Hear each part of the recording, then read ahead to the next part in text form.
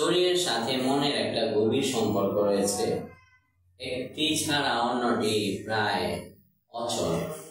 শরীর ভালো না থাকলে মনও ভালো থাকে না।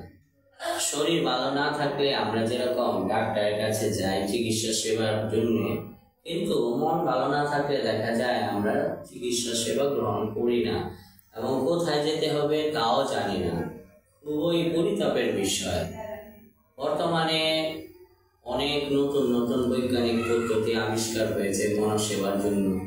আমাদেরকে অবশ্যই মনোরোগ হলে মনোবিদের পরামর্শ সেবা গ্রহণ করা খুব জরুরি।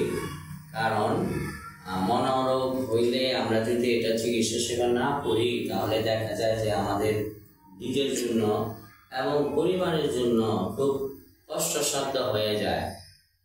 কাজেই মনোরোগ হলে অবহেলা না করে, লজ্জা না পেয়ে, ভয় না পেয়ে দ্রুত মনোচিকিৎসক বা মনোবিজ্ঞানীর পরামর্শ সেবা গ্রহণ করা খুবই জরুরি।